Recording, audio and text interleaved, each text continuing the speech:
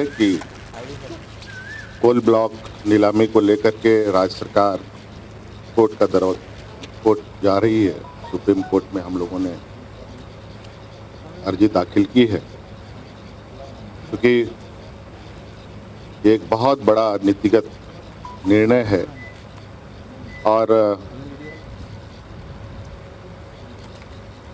इसमें राज्य सरकार को भी कॉन्फिडेंस में लेने की आवश्यकता है, क्योंकि खनन को लेकर राज्य में हमेशा ये विषय ज्वलंत रहा है और इतने वर्षों के बाद एक नई प्रक्रिया अपनाई गई है और इसी प्रक्रिया के माध्यम से हम फिर ऐसा प्रतीत होता है कि फिर वही पुरानी व्यवस्था में हम लोग जाएंगे जिस व्यवस्था से बाहर आए थे। लेकिन आने के बाद मौजूदा व्यवस्था के माध्यम से भी यहाँ के रैयतों को, यहाँ के लोगों को इस खनन से अभी भी उसका अधिकार उनको नहीं प्राप्त हुआ। अभी भी विस्थापन की समस्याएं बड़े पैमाने पर उलझी हुई हैं, जमीन विवाद भी उलझी हुई हैं। आज इसको लेकर लगभग सभी मजदूर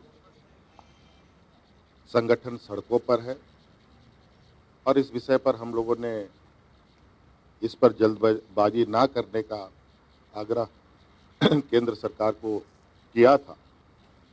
जब उधर से कोई ऐसा आश्वासन प्राप्त नहीं हुआ जिससे हमें लगे कि इसमें ट्रांसपेरेंसी है या इसमें राज्य को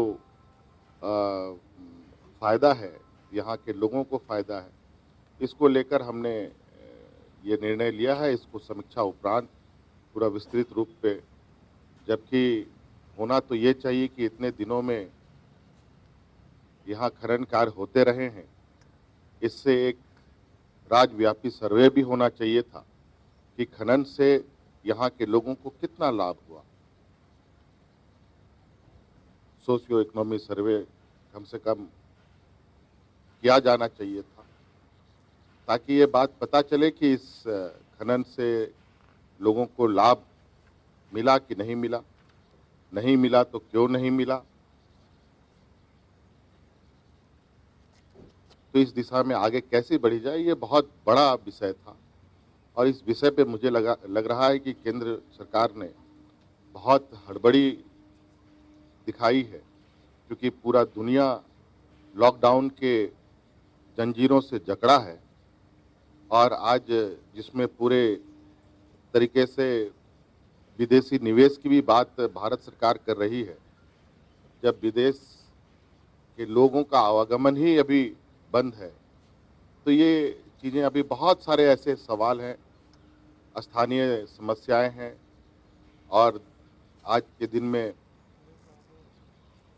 डिमांड भी, उद्योग धंधे का भी स्थिति आप देखेंगे कि सब ठप पड़ा है और ऐसे में मुझे लगता है कि उचित और राज्य को लाभ देने वाला प्रक्रिया मुझे कम प्रतीत होती दिखाई देती है। इसलिए हमने ये निर्णय लिया है कि इस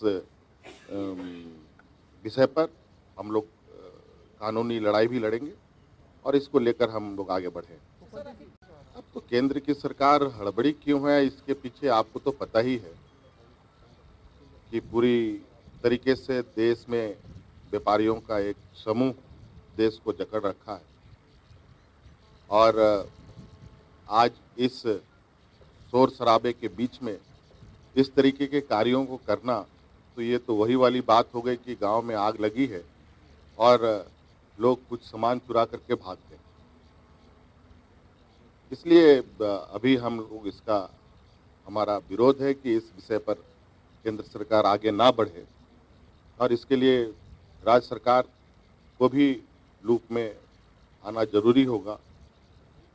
तभी मुझे लगता है कि एक स्वस्थ और बेहतर परंपरा के साथ हम लोग राज्य और केंद्र एक साथ आगे चल सकते हैं। नहीं तो ये एक तरफ़ा कार्रवाई मुझे नहीं लगता है कि राज्य के लिए बेहतर होगा। आज बड़े पैमाने पर हमारे प्रवासी मज़दूर दूसरे राज्यों से वापस आ चुके हैं।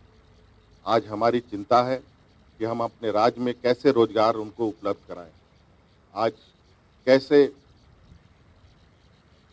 उनके जो इस संक्रमण में जो उन्होंने स्थितियाँ देखी है, जो बुरा वक़्त देखा है, उससे कैसे हम उभारें। यहाँ पर बहुत सारे उद्योग हमारे जो बंद पड़े हैं, कोई खनिज के अभाव में या उनके कई वजह से ये बंद क्यों पड़े हैं, इसकी हम समीक्षा कर रहे हैं। हम पहले अपने इस राज्य के उद्योग धंधे को भी हम कैसे पुनः गति दें ताकि वो इस राज्य में रोज़गार सृजन कर पाएँ। पहले जो हैं, पहले उनको तो हम देख लें। ये तो पूरी तरीके से आकलन करने की आवश्यकता पड़ेगी। देखिए, इस मामले में तो आपको पता ही है कि हमने तो ये काम पहले से ही शुरू कर दिया है। ये तो इस राज्य के 3 ही जिलों की बात करते हैं। हम तो पूरे राज्य में ये कार्यक्रम प्रारंभ कर चुके हैं और अभी से नहीं, महीना भर से ऊपर हो चुका है। आज उस काम में लगभग 6 लाख के लगभग उससे अधिक लोग रोज़ाना काम कर रहे हैं। मुझे लगता है कि बहुत जल्द हम और इसमें गति और भी लोगों को जोड़ेंगे। जो एक लक्ष्य के साथ हमने सुनिश्चित किया है कि 10 लाख लोगों को हर दिन रोज़गार देंगे और वो लगभग अभी जबकि ये कार्यक्रम में तेज़ी आई है और बड़े पैमाने पर लोग इस काम में जुड़ रहे हैं और मुझे लगता है ये आज का प्रोग्राम कुल मिला-जुला करके बिहार चुनाव को ध्यान में रखकर एक बिगुल फूँका गया।